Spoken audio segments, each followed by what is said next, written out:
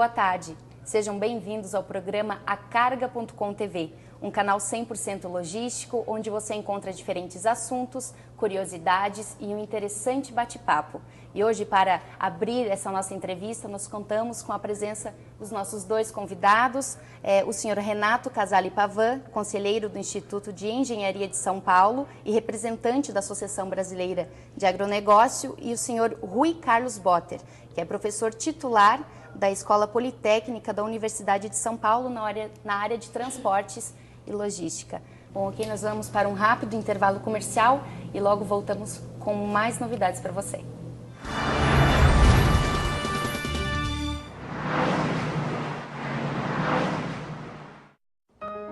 Nós somos uma nova empresa de energia.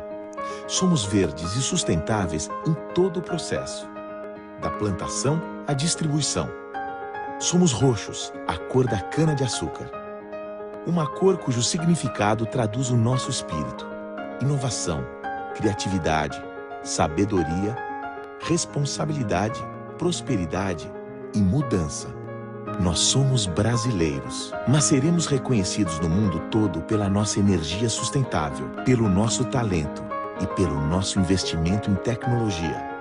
E não importa quanto esse mundo se transforme, nós vamos comandar a busca pela melhor energia para ele. Nós somos a união de duas forças. Raiz, porção do eixo das plantas que retira os alimentos e a água necessários para a sua vida. Energia, força em ação. Nós somos a Raizen. Nossa energia gera um futuro melhor.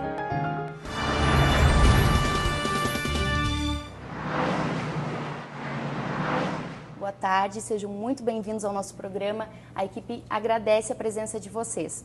E para darmos início a essa nossa conversa, a esse nosso bate-papo, eu gostaria de perguntar a você, professor Rui.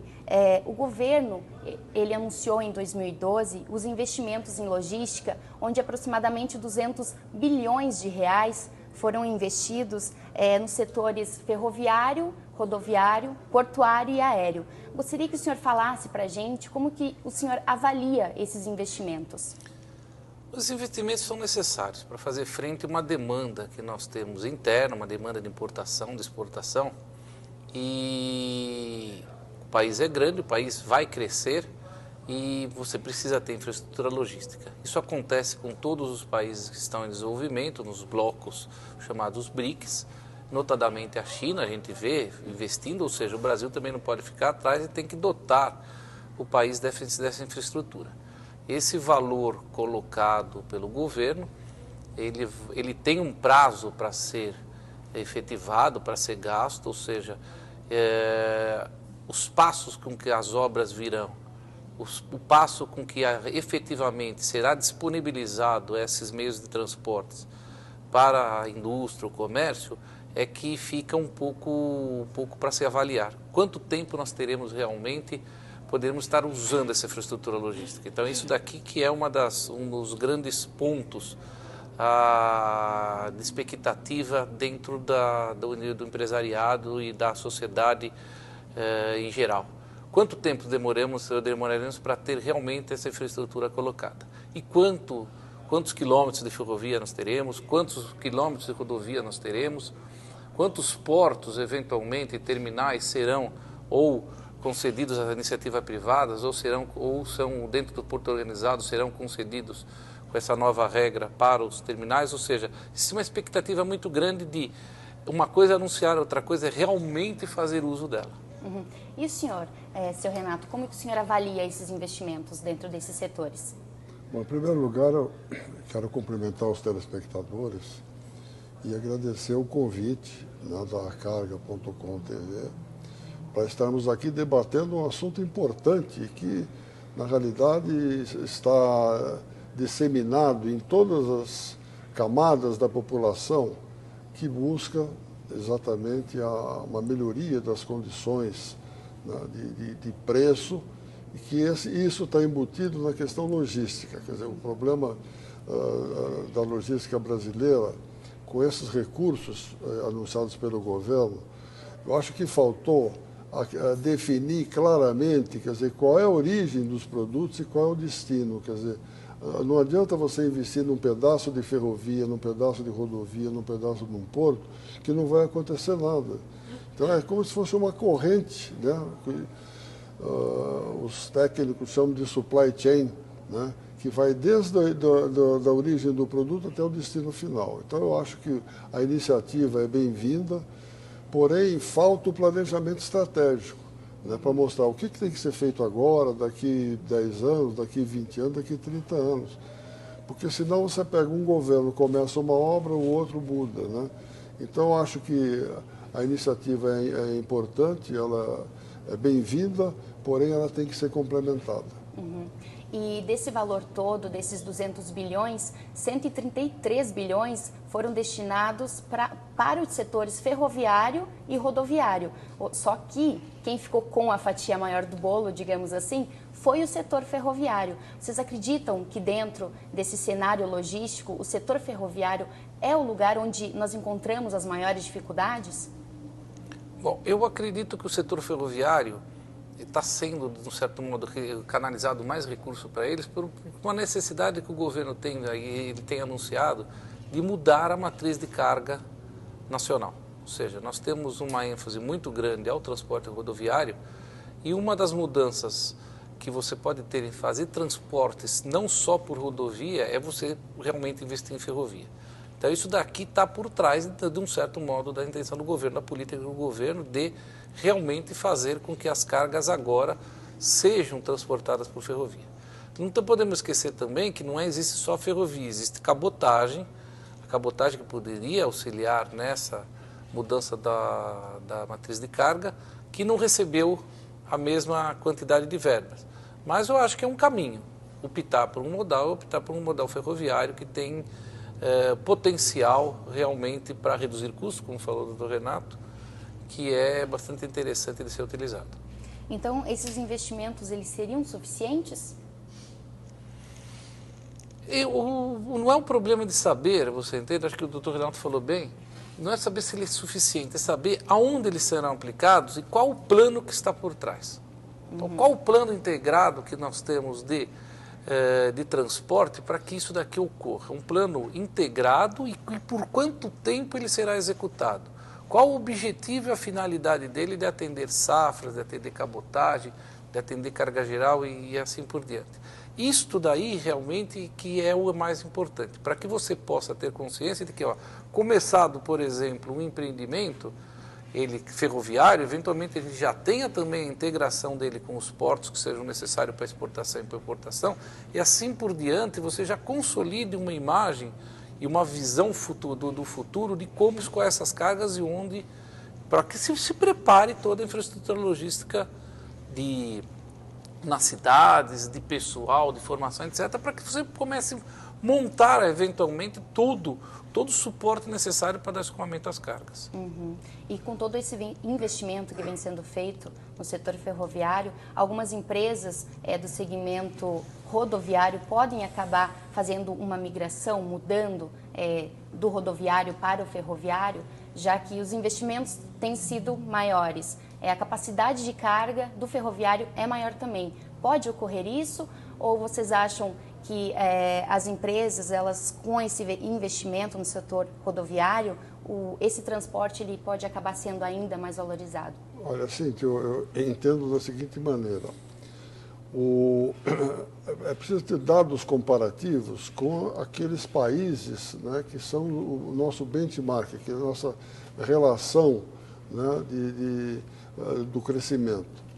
Para você ter uma ideia, o Brasil hoje tem apenas 10 mil quilômetros de ferrovias úteis, né, que transportam carga. Os Estados Unidos tem 350 mil quilômetros. Então há muita coisa para ser feita, né, mas, de novo, ela tem que ser feita dentro de um planejamento. Agora, esse valor que parece alto à primeira vista, se você diluir em 30 anos, você vê que a quantidade a ser aplicada por ano é muito pequena. Quer dizer, então, o Brasil investe apenas 0,5% do PIB em logística, né? Você pega os Estados Unidos, ele consegue, vamos dizer, fazer um investimento, quer dizer, da ordem de custo da ordem de 8%.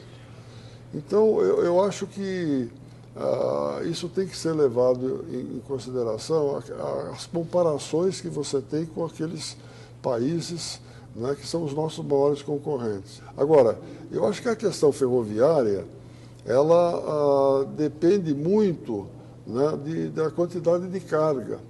Hoje, para você ter uma ideia, o Brasil é o país que tem a melhor ferrovia do mundo e o melhor porto do mundo, né? Que, em contrapartida, né, você tem, para outras atividades que não o minério de ferro, que é onde o Brasil tem essa excelência, né, na cadeia produtiva do minério de ferro, né, você tem a operação, a produtividade excelente. Agora, sobra muito pouco, né, para você usar essa carga para viabilizar outros trechos ferroviários. Então, o Brasil tem uma extensão territorial muito grande, né, então ele vai precisar realmente de ter novas ferrovias e descentralizando um pouco, desconcentrando um pouco e levando para o norte, que é onde o Brasil precisa mais na questão de grãos, na questão do agronegócio, saída pelo norte através de ferrovia, inclusive, além desse plano do governo, está se pensando numa ferrovia ligando Cuiabá até o porto de Santarém, né, para descontrair essa carga que viria para Santos ou Paranaguá. Uhum. Bom, aqui nós vamos para um rápido intervalo comercial e logo voltamos com mais novidades para você.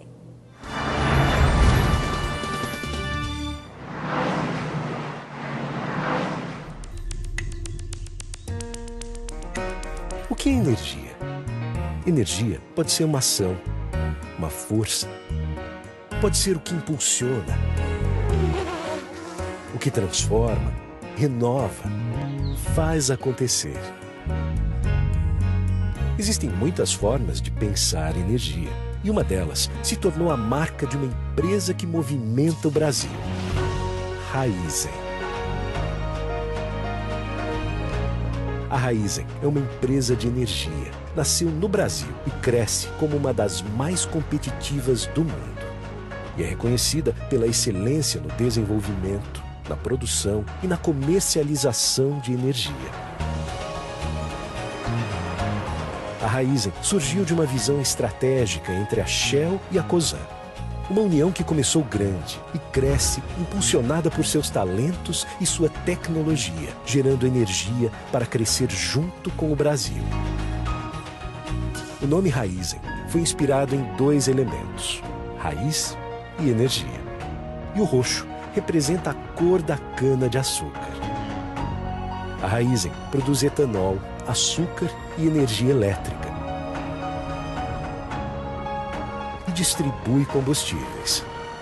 Tudo que a empresa faz segue os padrões de saúde, segurança e meio ambiente.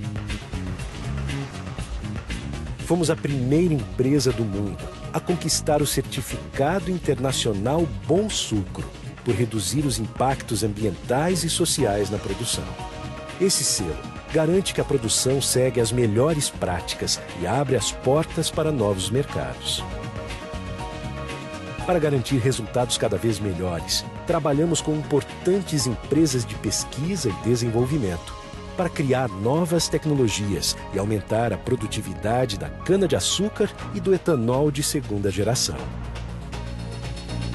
Com mais tecnologia, é possível produzir energia limpa e melhorar o mundo. É assim que inovamos. É assim que vamos chegar cada vez mais longe, porque inovação é fundamental para os processos e a evolução dos negócios. Além da produção de derivados da cana, a Raízen distribui combustíveis. Temos uma ampla rede de postos de serviços com a marca Shell espalhados por todo o Brasil, com a conveniência das lojas Select. Atendemos a indústria, os transportes e estamos nos principais aeroportos. Nossos terminais de distribuição estão em pontos estratégicos do país. Nos postos também são comercializados os combustíveis aditivados Shell V-Power, gasolina e etanol, e a linha de produtos Shell Evolux, desenvolvida para motores a diesel. Para comprovar a qualidade dos combustíveis e ficar cada vez mais perto dos consumidores, a marca Shell está presente nas principais categorias do automobilismo, como a Stock Car e a Fórmula 1. Ganhamos a confiança dos brasileiros e conquistamos novos mercados. A Raízen Trading, nosso braço internacional, vende etanol para os principais países consumidores. Assim, a participação neste cenário coloca a Raízen em uma posição de destaque como uma marca que desenvolve energia sustentável. Investimos em tecnologia, desenvolvimento de produtos e também no potencial humano. Por meio da Fundação Raízen, propomos atividades socioeducativas, culturais e profissionalizantes, contribuindo para a formação de cidadãos capazes de transformar o meio onde vivem. Esta é a Raízen. Atenção ao ser humano e talento para desenvolver, produzir e comercializar energia sustentável para um futuro melhor.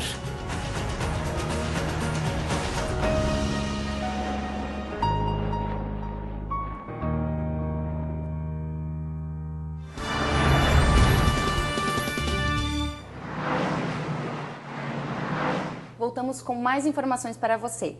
Senhor Renato, este ano nós tivemos uma safra recorde, com aproximadamente 180 milhões de toneladas. Só que mesmo assim, o nosso setor logístico ele ainda está encontrando muitas dificuldades. O senhor acredita que nós poderíamos ser mais agressivos nesse crescimento se a nossa logística brasileira estivesse mais preparada? Bom, de novo, nós temos que voltar à comparação com o nosso maior concorrente. Os Estados Unidos armazenam uma safra inteira na propriedade agrícola e vai liberando o produto à medida que o mercado interno necessita para ser abastecido e também a exportação. Acontece que o Brasil, apenas 15% da safra é armazenada a nível da fazenda. Então, o que acontece? Quando chega na safra, todo mundo quer colher e põe na carroceria do caminhão, e o caminhão acaba virando um silo. E aí, como ele não tem onde colocar, né, ele vai para o porto e forma essas extensas filas que nós estamos vendo aí, né, e que não vai ter solução a curto prazo. O que nós recomendamos, e a gente tem inclusive participado de algumas discussões a nível de governo federal, né, é a necessidade de se criar um plano, né, para que o produtor possa adquirir esse silo. Com isso, ele elimina uma perda na colheita, né, que você é obrigado a colher mais seco, né, para poder fazer esse transporte, e você tem uma perda de quase 5% na colheita. Depois você tem mais 5% que essa soja ou esse milho que estão na carroceria do caminhão, ele vai para uma fila de uma cooperativa e estraga o produto, perde mais 5%. E nessa confusão que a gente está vendo aí de caminhão-porto, mais 5%. Então, na realidade, 15% da safra, né, se perde por falta de novo de planejamento e de aplicar naquilo que é importante. Então, a armazenagem ela faz parte do processo sistêmico que vai da propriedade até o consumidor e até a exportação. Enquanto o governo entender que é por aí que você tem que fazer a estabilização, né, do fluxo através da armazenagem na origem, né, nós não vamos resolver. E mesmo que isso ocorra, até você implantar, vai demorar 4 a 5 anos, e os portos estão saturados, as estradas estão saturadas, não tem ferrovia. Então, infelizmente, quer dizer, nós vamos ter que conviver, né, com isso por algum tempo. É só o fato, para poder chegar até um porto, você, como a gente tem visto nos noticiários, são 50 quilômetros de congestionamento, horas esperando, Perfeito. E aí fica complicado, né? Por isso que eu, às vezes, não gosto muito da palavra apagão, porque no apagão, quando teve apagão elétrico, depois eu construo uma termoelétrica, eventualmente eu tenho energia. Eu fico muito preocupado com o problema da falência logística. Porque na hora que eu não consigo movimentar as cargas, porque como o doutor Renato falou, uma série de coisas tem obstáculos, eu posso inviabilizar negócios. Inviabilização de negócios é falência e não é apagão. Então nós temos que estar preparados para os próximos anos, principalmente no que tange a safra, é que ela vai crescer Mesmo que eu armazene um pouco mais, ainda eu tenho que escoar e esses portos, principalmente sul-sudeste, esse sistema está saturado. Bom, e voltando a falar nesses investimentos, nos investimentos maiores no setor ferroviário, a gente sabe também que 97% do nosso transporte ele é rodoviário. O governo não deveria estar investindo mais nessa parte?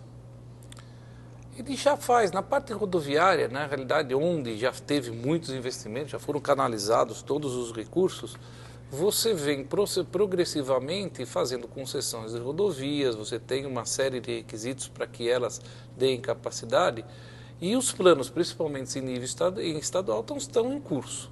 De qualquer maneira, você ainda vai ter que resolver problemas das estradas nossas, cujo o índice de asfaltamento é muito baixo, que nós vamos ter que continuar carregando recursos a isso daqui. Nós temos um índice de estradas asfaltadas por estradas asfaltadas muito pequeno, ou seja, muito das nossas cargas ainda estão em estradas de terra. Isso daqui é ruim. É ruim porque aumenta os custos, aumenta o custo de manutenção, desgaste de pneu, assim por diante. Então, ainda há muito o que se fazer nas estradas. Mas eu não sei se nós temos um montante de recursos todos para aplicar em todos os modais de uma só vez. Isso daqui, então, vai ter que realmente ser priorizado de alguma maneira. A priorização, aparentemente, hoje é ferrovia, como você mesmo disse. Uhum. E, senhor Renato, o senhor acha, então, que para o ano de 2014 há chances de um grande crescimento na agricultura? A agricultura tem crescido, quer dizer, aliás, o agronegócio é que tem sustentado a balança comercial brasileira, né, e continuará sendo assim. Por outro lado, também, a gente vê com bastante otimismo uma nova rota que vai ser inaugurada para a próxima safra, que é a BR-163, ligando a maior região produtora do Mato Grosso, que é a região de Sorriso, Lucas do Rio Verde, até um local chamado Miritituba, onde a carga vai ser transferida da rodovia para a hidrovia. E desse ponto ela vai até Vila do Conde, né, que é um porto que, inclusive, com pequenos recursos, pode se transformar num porto para navios de grande porte e diminuir com isso bastante o custo, né, da logística. Então, eu acho que, e pela primeira vez, isso está identificando um eixo de transporte. Quer dizer, ele vai desde Lucas do Governo, Miritituba, Vila do Conde. Quer dizer, não se pensa só em pedaços de rodovia ou ferrovia. E assim, e tem outros também. Tem, por exemplo, a hidrovia do Tocantins vai ser privatizada. Quer dizer, o governo está trabalhando para privatizar. E eu acho que cabe agora, felizmente, com a abertura que o governo proporcionou para o capital privado, que até então era nome feio, capital privado, né? E agora o governo abriu totalmente para a iniciativa privada. Eu acho que existem muitas oportunidades, não só dentro do governo, mas são projetos que você pode fazer uma manifestação de interesse. Você diz para o governo, olha, eu quero fazer uma ferrovia. Por exemplo, essa ferrovia que vai ligar Cuiabá a Santarém, diminuindo o custo de logística da BR-163, vai ser feita através de manifestação de interesse. Quer dizer, é uma complementação de obras que a iniciativa privada vai fazer e complementa o que o governo está fazendo. Não, com certeza. Nós vamos para mais um rápido intervalo comercial e já voltamos a conversar mais um pouquinho.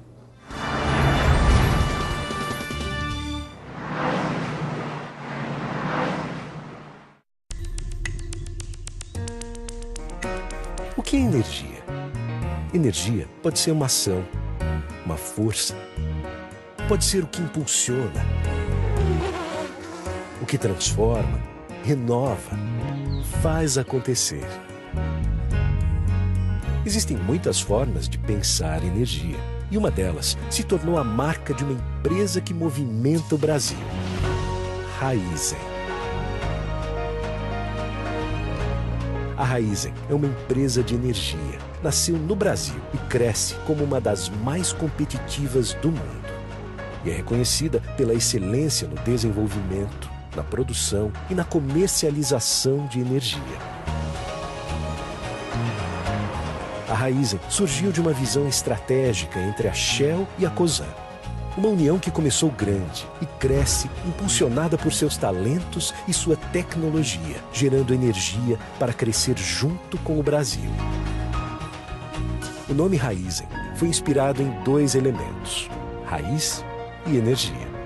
E o roxo representa a cor da cana-de-açúcar. A Raízen produz etanol, açúcar e energia elétrica. E distribui combustíveis. Tudo que a empresa faz segue os padrões de saúde, segurança e meio ambiente. Fomos a primeira empresa do mundo a conquistar o certificado internacional Bom Sucro, por reduzir os impactos ambientais e sociais na produção. Esse selo garante que a produção segue as melhores práticas e abre as portas para novos mercados. Para garantir resultados cada vez melhores, trabalhamos com importantes empresas de pesquisa e desenvolvimento para criar novas tecnologias e aumentar a produtividade da cana-de-açúcar e do etanol de segunda geração. Com mais tecnologia, é possível produzir energia limpa e melhorar o mundo. É assim que inovamos. É assim que vamos chegar cada vez mais longe, porque inovação é fundamental para os processos e a evolução dos negócios. Além da produção de derivados da cana, a Raízen distribui combustíveis. Temos uma ampla rede de postos de serviços com a marca Shell espalhados por todo o Brasil, com a conveniência das lojas Select. Atendemos a indústria, os transportes e estamos nos principais aeroportos. Nossos terminais de distribuição estão em pontos estratégicos do país.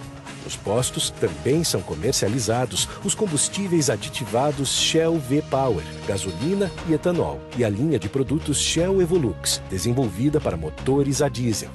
Para comprovar a qualidade dos combustíveis e ficar cada vez mais perto dos consumidores, a marca Shell está presente nas principais categorias do automobilismo, como a Stock Car e a Fórmula 1. Ganhamos a confiança dos brasileiros e conquistamos novos mercados. A Raízen Trading, nosso braço internacional, vende etanol para os principais países consumidores. Assim, a participação neste cenário coloca a Raízen em uma posição de destaque, como uma marca que desenvolve energia sustentável. Investimos em tecnologia, desenvolvimento de produtos e também no potencial humano. Por meio da Fundação Raízen, propomos atividades socioeducativas, culturais e profissionalizantes, contribuindo para a formação de cidadãos capazes de transformar o meio onde vivem. Esta é a Raízen. Atenção ao ser humano e talento para desenvolver, produzir e comercializar energia sustentável para um futuro melhor.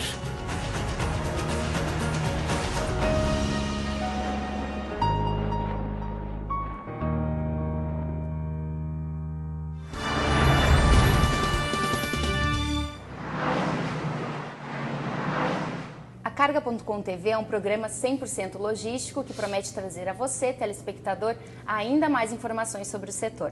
Vamos voltar com a nossa entrevista, os nossos convidados. Vamos falar agora um pouco de privatização. Nós estamos sabendo que agora, este ano, no segundo semestre, está previsto o leilão da concessão de 2 aeroportos, o de Confins, de Minas Gerais, e do Galeão, do Rio de Janeiro. Será mais um avanço para o setor aéreo, essa privatização? Eu acredito que sim. Veja bem, o potencial da aviação no Brasil, de você criar mais aeroportos, dar a oportunidade de aumentar essa oferta de voos, é uma coisa importante. Se nós formos comparar o número de aeroportos que nós temos com, novamente, os grandes países, os Estados Unidos ou outros países, nós estamos praticamente insignificantes. E existe uma demanda reprimida por pessoas que poderiam pagar, eventualmente, deslocamentos, sejam longos ou sejam curtos, como acontece nesses países, mas você tem a carência de aeroportos. Então, começar pelos aeroportos já existentes, com a finalidade de você ter uma modernização nessa parte dos terminais, é importante. Então, nós temos que ver que nós temos aí à frente a Copa, né? Temos as Olimpíadas E, de qualquer maneira, já começou esse movimento com as 3 primeiras privatizações, que vão trazer já alguma tecnologia melhor, vão trazer uma gestão um pouco mais aprimorada e, com isso, você vai dar mais conforto, principalmente ao usuário, ao passageiro, com essas privatizações. Nós temos agora que avançar nas privatizações ou nas concessões de aeroportos regionais. Então, só no estado de São Paulo existem vários pedidos, várias solicitações, vários projetos, como existem também em diversos outros estados brasileiros. Isso precisa continuar e não pode parar, tem que ser contínuo e tem que ser baseado também num plano, que deveria existir um plano bem conciso, onde realmente a população, a sociedade, os próprios interesses privados conhecessem para que pudesse atrair mais e mais investimentos. Até porque a nossa logística aérea, ela é pouco utilizada, até pelos altos valores, que acaba se tornando o custo acaba ficando muito caro para as empresas brasileiras. Então, vocês acham que com essa privatização esse cenário pode acabar mudando? Veja, eu acho que são duas questões, né? Você tem que separar o transporte de passageiro e o transporte de carga, né? Realmente, o crescimento da renda, né, da população brasileira tem feito com que ela utilize cada vez mais o modal aéreo. E isso tem pressionado, né, os aeroportos a crescerem, a ter investimentos, coisa que não foi feita pelo governo. E agora chegou o momento de os principais aeroportos de passageiros, principalmente com os eventos aí que vem aí da Copa do Mundo, da Olimpíada, né, a necessidade de você reestruturá-los. E eu acho que é bem-vindo, então, essa privatização. Mas o problema é muito maior, porque o Brasil é um país imenso, né? Os aeroportos regionais, quer dizer, não estão operando. Para você ter uma ideia, nós temos feito alguns projetos que abrangem alguns estados da região norte, né? Para você ir de Manaus, né, para Belém, você tem que ir até Brasília. Então você vai em Manaus, Brasília, Belém. Então falta, na realidade, né, uma reestruturação para saber quais são os aeroportos que têm que ser investidos e não há outra forma, como é feito no mundo inteiro, tem que agregar alguns subsídios nos aeroportos regionais para que eles sejam efetivos e integrem uma malha, né, onde esses aeroportos vão ter futuramente, né, uma importância muito grande. Mas hoje também está desestruturado isso e são poucos aeroportos que podem ser privatizados e que trazem retorno para o investidor. Uhum. E além dos aeroportos, tem alguns portos também, né, que tem esses projetos de privatização. Poderíamos falar então que nós estamos criando um país mais competitivo? Eu acredito que sim, principalmente com a MP 595, que foi agora recém-votada no Congresso, você vai permitir maior investimento do capital privado nos terminais privativos. Essa MP veio com dois pontos importantes, que é permitir que os terminais privativos movimentem cargas de terceiros, que antes não podia com a lei anterior, e agora um novo modelo para os portos organizados da concessão por maior movimentação e menor tarifa. Então, isso daqui, de um certo modo, vai, de um lado, atrair mais investidores, de outro lado, deve diminuir os custos e vai fazer com que o sistema portuário nacional se expanda. Claro que sempre existem preocupações. A medida que veio, a 595 é benéfica, no entanto, ela abre uma perspectiva legítima de muitas pessoas pleitearem terminais privativos. Então, uma preocupação da academia é o que vai acontecer no dia seguinte à aprovação, que está prevista agora para o dia 5 de junho de 2013, pela presidente Dilma, a sanção da lei. O que vai acontecer com os terminais privativos? Já se tem notícia de 116 pedidos de terminais privativos, que tem que passar por uma consulta pública e depois dessa consulta pública vão receber uma autorização. Então não se tem uma noção ainda precisa de como serão essas autorizações. e que abrangência nacional esses portos terão. Precisamos dar escoamento, É legítimo pedir, mas nós temos que ter uma estruturação muito bem feita do governo para minimizar os impactos socioeconômicos, ambientais e especialmente também da infraestrutura, que não basta ter o porto, tem que ter acesso ao porto.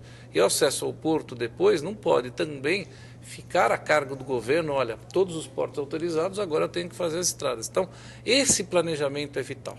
O planejamento portuário no Brasil, após a sanção da presidenta Dilma, tem que ser aberto, tem que envolver uma discussão muito precisa, muito concisa, para que a gente dê o passo certo em busca de dotar corretamente nos locais certos essa nova infraestrutura portuária. Mas ainda é um planejamento a longo prazo, né? Não é uma coisa que a gente vai ver resultado já ano que vem, por exemplo. Não, tem uma questão interessante que é o seguinte, nós não podemos falar de porto de uma forma isolada, quer dizer, o porto tem os acessos aos portos e todos os portos brasileiros atuais estão saturados, não só na atividade portuária como o acesso. Por exemplo, a ferrovia para chegar em Paranaguá tem que descer uma serra, né, terrível, que foi construída lá no Barão de Mauá ainda, essa ferrovia. E ela tem uma limitação, né, de passar 10 trens por dia e não tem mais onde crescer o transporte ferroviário, que leva a você usar o transporte rodoviário, que é mais caro e causa essas filas todas. O Porto de Santos é a mesma coisa, está com 100 milhões de toneladas, né, e a ferrovia também não tem como atender essa capacidade. Acaba não tendo suporte, né? O porto do Rio de Itaguaí, no Rio de Janeiro. Então, na realidade, você tem poucos portos no Brasil. O Brasil tem apenas 35 portos, né? Quando a China, por exemplo, tem 350. Então, você precisa abrir, e agora foi aberto para que a iniciativa privada possa fazer novos portos, mas, no entanto, de novo, para você ter um porto operando, se você decidir hoje fazer esse porto, você tem 2 anos para ter licença ambiental, mais 3 para construir, no mínimo 5 anos para ter novos portos. E eu pergunto, como é que nós vamos fazer, né, no Brasil para atender essa necessidade? Só tem uma maneira, é melhorar a produtividade. Por exemplo, cobrir os locais dos navios, como está fazendo a Rumo com açúcar em Santos, né, para que você possa trabalhar em dia de chuva. O Brasil só trabalha 8 horas no porto. Agora, o porto 24 horas, você não encontra funcionários do Ministério da Agricultura tal, para poder ver a questão institucional dos documentos necessários. Então, você pode aumentar a produtividade, transformando os portos em H24, 24 horas, e cobrir, né, principalmente os terminais de grãos, para você poder trabalhar o tempo todo sem ter problema de chuva, que representa quase 1/3 do tempo parado por causa de chuva. Então, se não houver um plano de aumentar a produtividade dos portos existentes, nós vamos ter problemas seríssimos no Brasil. Verdade. Vamos para mais um intervalo comercial e logo voltamos com mais informações.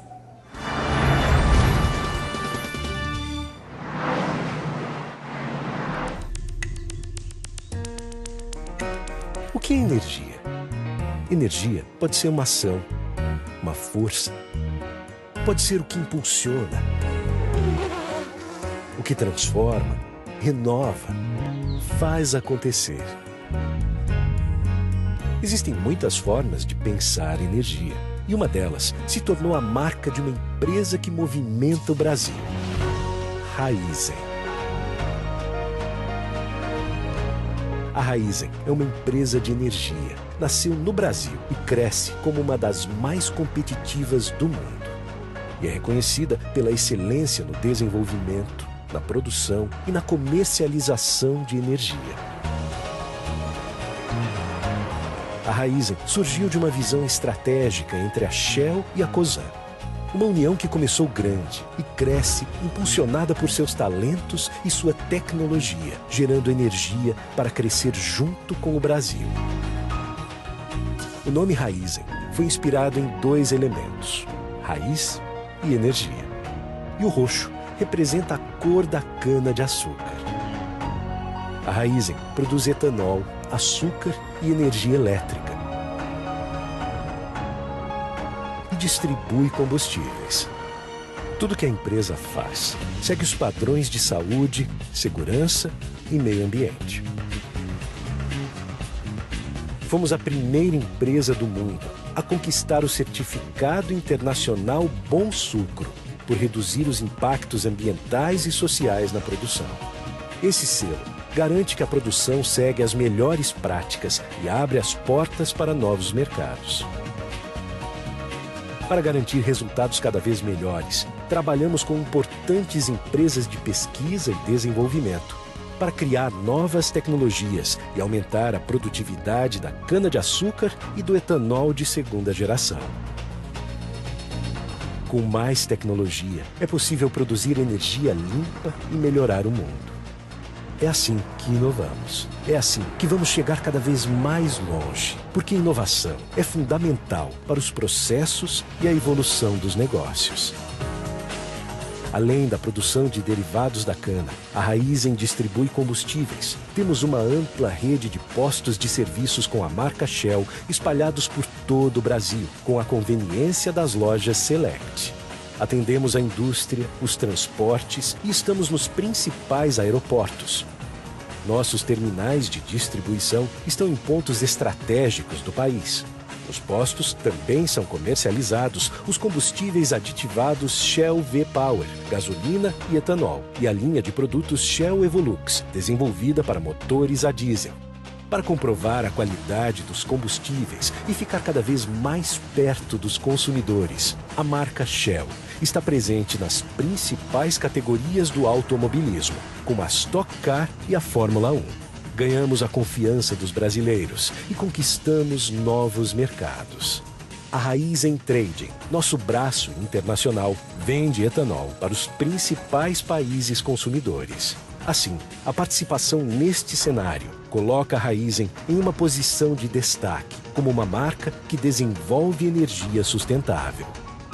Investimos em tecnologia, desenvolvimento de produtos e também no potencial humano.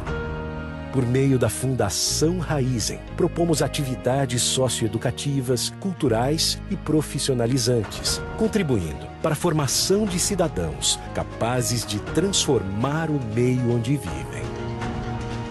Esta é a Raízen.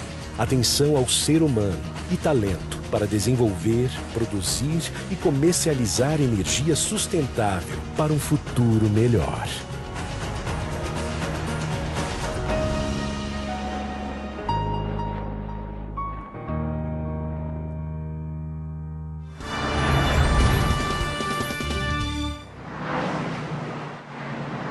Voltamos com o nosso programa, no nosso último bloco. Vamos continuar então com o nosso bate-papo. Nós podemos considerar a nossa agricultura uma potência mundial? Eu acredito que sim.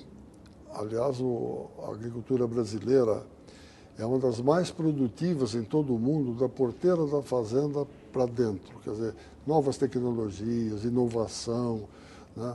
As lideranças, né, rurais de primeiro nível. Então, nós somos altamente competitivos. Quando você sai da porteira da fazenda para fora, que você enfrenta a questão logística e tal, então o Brasil perde toda essa competitividade.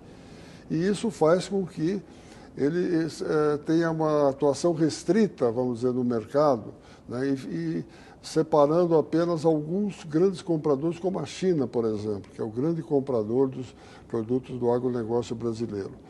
Então, eu acho que o caminho que está se tomando agora de melhorar a logística da porteira da fazenda para fora, né, é um caminho que nós temos que enfrentar, não só o governo, mas a iniciativa privada, né, para que a gente possa realmente, né, ser o maior país, né, produtor não só de grãos, como de carne, açúcar, café. Quer dizer, o Brasil desponta como o maior produtor de todas essas commodities, né, e vai continuar, né, com certeza, melhorando a cada dia mais à medida que a competitividade vai aumentando.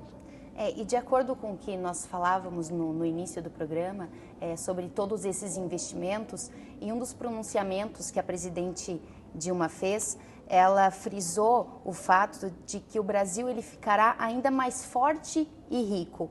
A logística eficiente, ela é sinal de força e riqueza?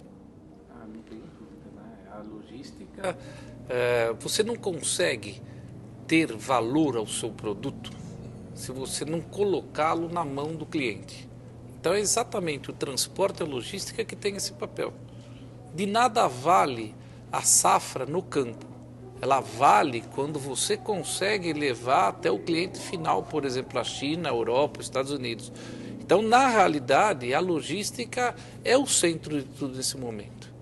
Para você ter competição, para você ter preços, para você cada vez mais se alicerçar como celeiro do mundo, que nós podemos vir a ser com certeza, nós temos que ter uma logística eficiente. Logística eficiente é ter preços competitivos que façam que você tenha comparação com os mercados internacionais, coloque o produto lá, não só a produção, mas também agregado esse transporte a preços competitivos, como também você ter respostas rápidas a esta carga, sem atrasos, importos, sem perdas no caminho, como o doutor Renato falou, e assim por diante. Então a logística é o elemento chave nesse momento para o Brasil.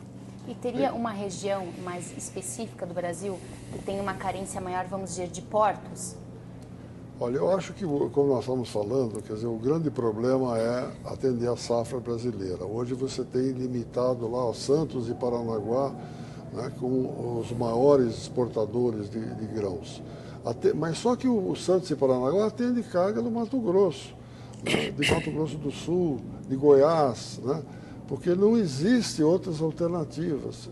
E essa alternativa da saída norte, né, através dos portos de Santarém, de Vila do Conde, né, de Itacoatiara, vai ser a grande solução para o Brasil.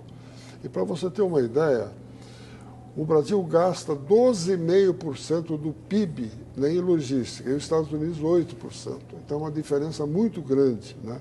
E outra coisa, o Brasil investe 0,5% do PIB ao ano em logística, quando a China, a Rússia, a Índia, 5%. Então, ou seja, precisamos investir mais para que a gente possa diminuir o custo de logística. E para organizar e acompanhar esse planejamento, esse investimento, como vocês devem conhecer, foi criada a EPL, né, que é uma empresa de planejamento e logística. Como que vocês avaliam essa estatal? Veja bem, o governo tem que ter um planejamento de transporte em nível de Estado, ou seja, que passe de governo a governo e que seja cumprido. Esse tipo de planejamento, que já ocorreu no passado e hoje você não vê muito nítido esse planejamento de transportes a longo prazo, tem que voltar.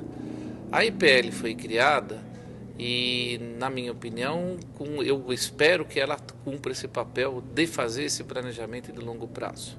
Os planejamentos de curto prazo, de médio prazo, de um certo modo, os projetos até se conhecem, mas você tem que integrar como um todo. Rodovia, ferrovia, hidrovia, o aeroviário dentro de uma rede que cada um atenda a sua carga, eventualmente atenda até passageiros, mas de tal forma que você dê fluidez à carga. Então isso daqui não é uma tarefa simples. Olhar uma ferrovia integrada com uma rodovia ou com uma ferrovia não é uma tarefa simples. Demanda um certo trabalho, demanda tecnologia, demanda conhecimento e é o que se espera que essa estatal venha fazer agora. Ou seja, mostrar à sociedade para que veio, quais são os planos de longo prazo e que eventualmente sejam cumpridos. Então ela realmente tem uma importância muito grande nesse setor. Eu tenho a visão da EPL que quem conhece Brasília sabe das dificuldades de você conseguir fazer com que os diversos ministérios falem entre si. Ou seja, você tem uma grande burocracia para tirar um projeto do papel. E a criação da EPL, ela vem junto com uma coisa muito importante, que é o presidente dela, o Bernardo Figueiredo, que é um dos mais competentes técnicos na área de logística. O Bernardo trabalhou a vida toda em logística. E a presidente atribuiu a ele a missão de desburocratizar o processo, de tirar do papel, elencou alguns projetos cuja responsabilidade para que eles sejam realizados é da EPL. Então eu acho que ela vem numa hora bastante importante, na medida em que você tem objetivos definidos e tem quem faça, né, as coisas acontecerem. Então a gente está muito otimista, né, que a EPL vai finalmente conseguir tirar esses projetos do papel. E sobre o apagão logístico, o que nós poderíamos falar sobre isso hoje? O apagão logístico ele está na mídia a todo momento, a toda hora. Ontem foi com a determinação de Cubatão de não aceitar os caminhões, outro dia foi com os caminhões no Porto de Santos.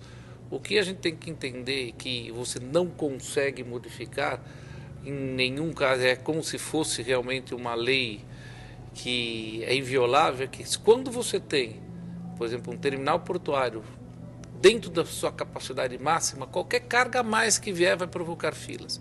Isso você não consegue resolver. Essa equação você só consegue resolver expandindo o seu terminal, expandindo o seu meio de transporte. Então, a palavra apagão logístico, como eu falei antes, a palavra falência logística, você tem que tomar cuidado, porque ela está a qualquer momento presente quando você tem um impulso, quando você tem um gargalo que começa a aparecer muito rapidamente e ocasiona congestionamentos, ocasiona perdas de safra, assim por diante. Então é uma coisa a se preocupar, continua valendo, por isso que a gente tem esperança de que com um planejamento de Estado isso daqui se resolva no médio e longo prazo. E falando de agronegócio, vocês sabem que o crescimento esperado, além da infraestrutura logística, ele também requer uma mão de obra qualificada, o que hoje em dia acaba ficando um pouco defasado. No setor do agronegócio, já avaliou essa deficiência da mão de obra? Realmente essa é uma grande preocupação. Quer dizer, hoje você tem máquinas, né, equipamentos os mais avançados do mundo, e você tem uma grande dificuldade no operador, né? Mas, felizmente, as federações de agricultura, né, elas têm procurado, inclusive da indústria também, fazer o aperfeiçoamento dessa mão de obra, criar cursos de capacitação da mão de obra, né, na agricultura. Isso é uma preocupação, quer dizer, o capital humano ele é altamente preocupante. E também não só dentro da agricultura. Hoje, por exemplo, o grande problema que nós temos na cabotagem é que nós não temos comandante brasileiro, que a lei obriga que seja comandante brasileiro, não temos comandante brasileiro para pilotar os navios de cabotagem. Então estamos importando da Argentina, do Uruguai e tal. Então, eu acho que a caminhão, por exemplo, não tem motorista, com essa nova lei, né, que obriga a parar a cada 4 horas, você não tem motorista. Então, o grande problema, nós vamos ter o apagão do capital humano, se não tomar providências urgentes. Se me permitir, também nos portos. Quanto mais portos aparecerem, mais mão de obra especializada você vai precisar. Porque é um sistema complexo de carga, descarga, recepção de caminhões, navios, etc. E nós também estamos com pouco. Então, nesse sentido, a própria universidade, com o apoio das fundações, já se preocupa em capacitar num assunto bem restrito, que é portuário, com um curso de gestão portuária que deve estar sendo lançado agora em agosto pela Universidade de São Paulo em parceria com a FDTE.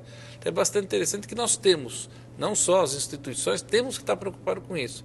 E abre também uma possibilidade para empregar novos jovens que queiram entrar nessa área, queiram se especializar, que vai ter com certeza oportunidade de emprego. Não, com certeza.